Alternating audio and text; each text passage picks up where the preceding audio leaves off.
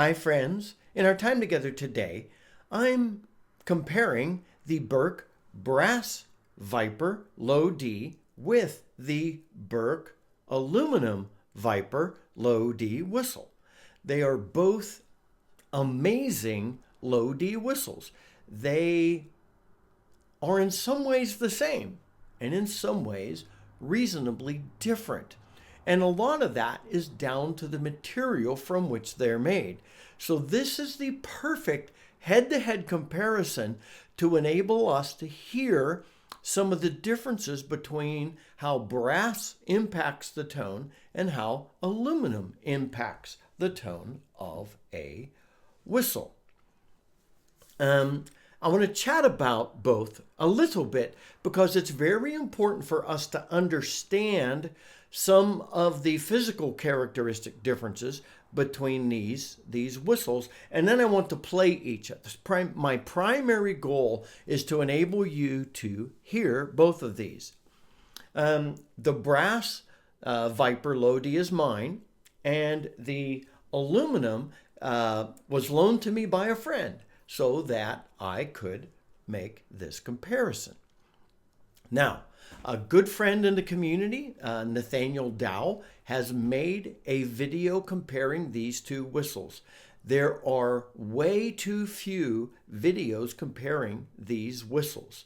Nathaniel did a great job. I'm going to stick a link to Nathaniel's comparison at the top of the notes to this video. If you're interested in either of these whistles or both, then please watch Nathaniel's walkthrough as well.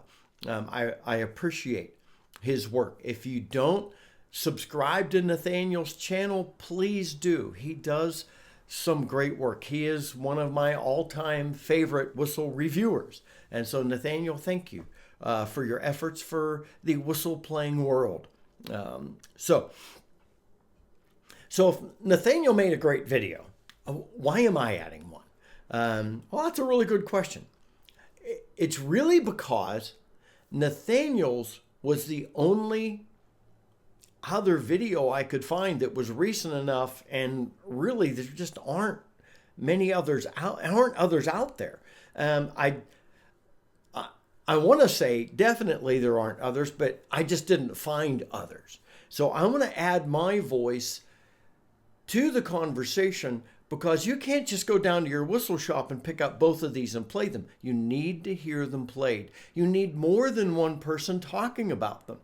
However, I'm going to echo a lot of what Nathaniel said because I agree with him. And that's also important for you to hear if you're interested in either of these whistles. It's not that Nathaniel and I are standing in opposition to each other. We're standing in agreement. And I want you to hear that. I think it's important if you're choosing a whistle to be able to know that there is agreement about the characteristics of these different whistles. And I will add links in the notes to this video below the link to where you could get Nathaniel's comparison to where you could purchase a Burke whistle. Definitely one of my top few favorite low D whistles. I just love the tone. I love how it plays. I love so many aspects of this whistle. And now that I've played the aluminum version as well, I love so many aspects of both of these whistles. So let's get into a few comparative differences. But I also want to stop and say, Michael Burke, thank you, sir, for making such phenomenal whistles. These are great examples of his excellent work. And again, a lot of this, I know folks that aren't huge fans of the Burke whistles, and everything's different. But these are professional grade, amazing whistles. If you don't care for them, it's something in the tone or something in the playability. Neither of these, they don't require extremely high breath velocity, what many call breath pressure. And so they are leaning to easy players. And that means that they do require a little more air. Neither of these are breath hogs. A lot of easy players require you to breathe every time you turn around while playing a tune. That is not the case. These bring great things to the table for you. Also, unlike many leaning easy blowers, you could play both of these whistles very expressively, and you even have a range of volume in the lower octave. And I find that just absolutely stunning and amazing. So again, thank you, Michael Burke, for letting us, for these being in the world, available for us. And I'll talk about price toward the end. Now, as Nathaniel said, the tuning collar on the brass version is longer. The neck on the head is a little longer on the aluminum version. I've also noticed minimal difference in the head, that the ramp, the blade on the brass is a little longer with a more shallow slope than on the aluminum. But one thing I need to mention, and I apologize, I did not contact Mr. Burke to ask about this, but my brass whistle is less than a year old. This aluminum that the friend loaned me is a few years old. So there may have been a design difference, but this still provides the tonal quality differences you're going to experience. And I think that's really important. Obviously, the brass is not exceptionally heavy, but brass is heavier than aluminum. I'd say there's a good difference in weight between them, but that doesn't mean that the brass whistle is exceptionally heavy. The brass tends to be more mellow, particularly in the lower octave, and a little sweeter leaning in the second octave. It tends to be a little quieter. So that means the aluminum can be louder. If you're looking for a louder whistle, then the aluminum would be your preference. If you're looking for that more mellow, sit around and just play, then the brass. If you're after something that's going to be a little punchier, maybe you want to lean toward the aluminum. In the second octave, the aluminum's a little cleaner than the brass, which I said leans a little sweeter. But again, those are just words that may mean something different to you than they mean to me, and you might use different comparative words. So let me play them for you. The first thing I want to do, and I'm gonna play a scale on each and pieces of tunes on each, but I'm going to play pieces even of the scale so that I can go one to the other and then do a comparison there. So first, the bottom octave, the first octave on the brass.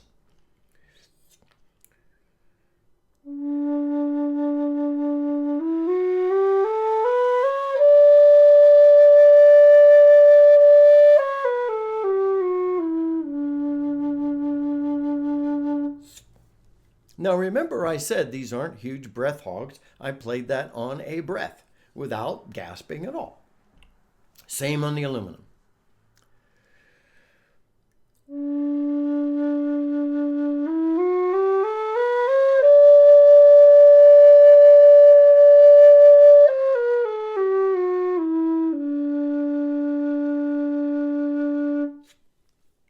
Now, before I play the second octave, I want to reiterate a comment I made a few moments ago.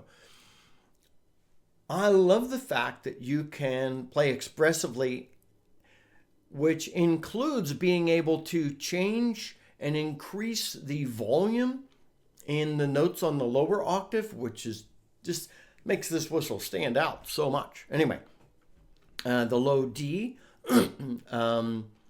on the brass.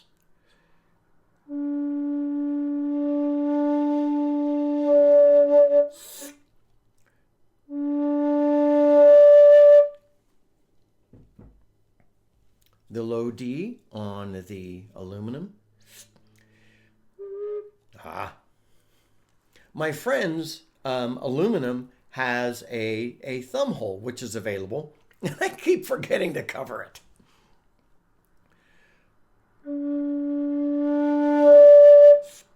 The aluminum may have a slightly larger range of volume than the brass. And that works all the way up every note of both of these whistles. That really makes, as I said, these stand out in the market. Let me play the second octave D up to the third octave D. Brass first.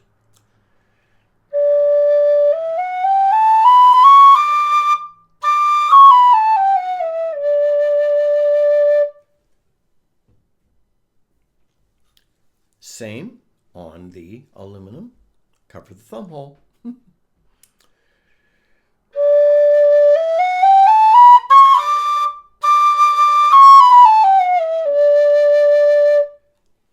You may have sensed a little bit of the sweetness, slightly lower volume, and a bit more sharpness and louder volume between the brass and the aluminum. Now, I would like to play to give you more of a leaning lower octave and then leaning upper octave. I'm going to play the A part of the Wren first with one sharp, then with two sharps, because the one sharp version starts lower. And this gives you a good feel for the lower and the upper octave on both of these whistles, just the A part. So, the beginning of the Wren on one sharp on the brass.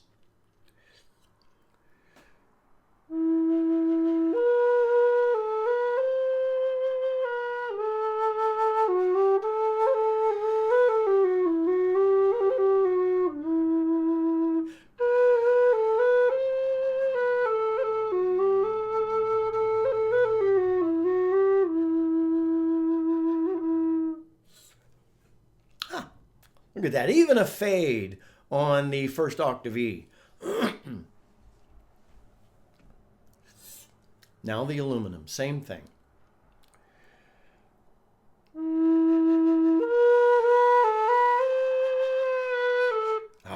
Sorry. I was more worried about the thumb hole than hitting the notes.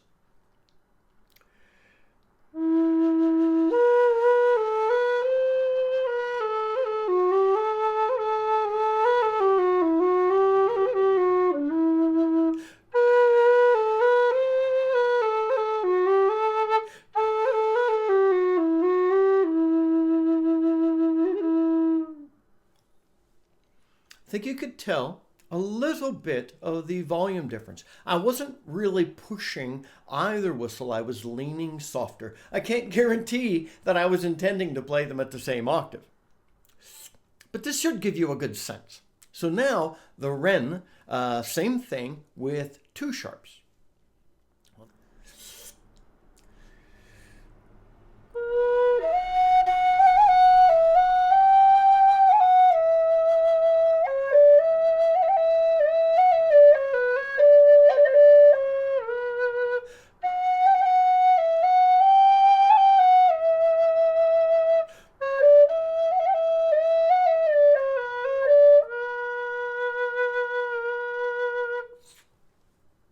I love that.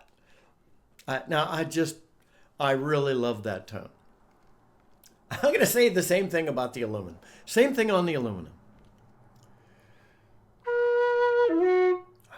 Sorry.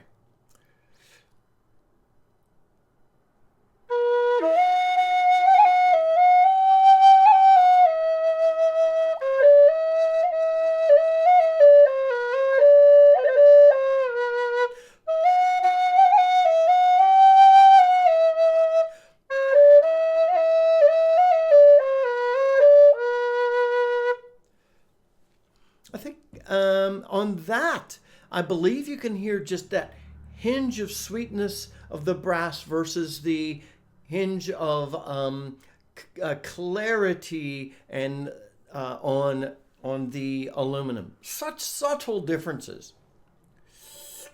Now, I want to play through the A part of the burning of the piper's hut to give you a slightly different working up lower octave to the second octave. Brass first.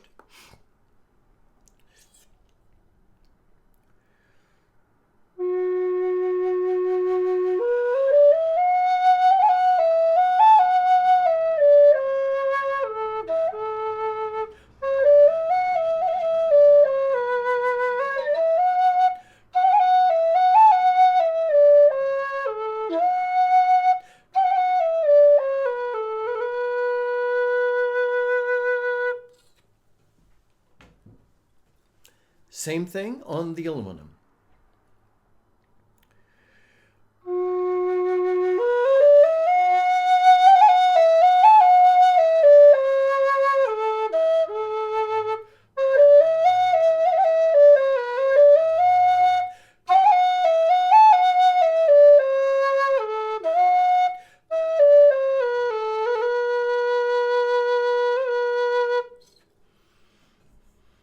In playing that, I believe the aluminum may require slightly higher breath velocity, pressure if you want to use that word. But bear in mind, I've owned the brass whistle for many months, and I've only been playing the aluminum version for a couple of weeks.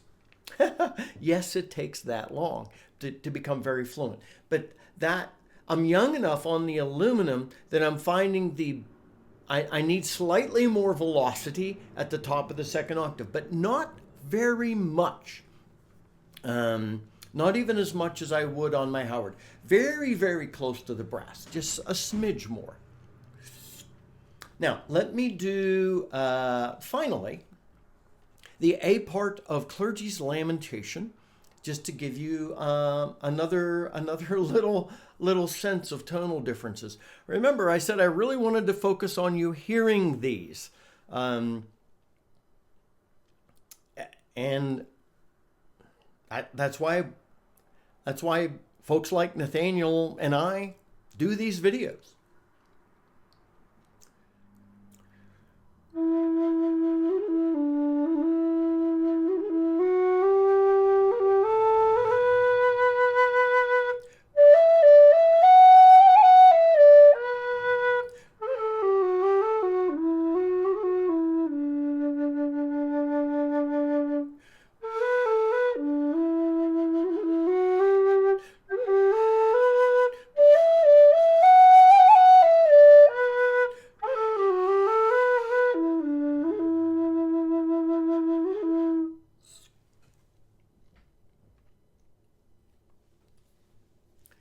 Same thing on the aluminum version.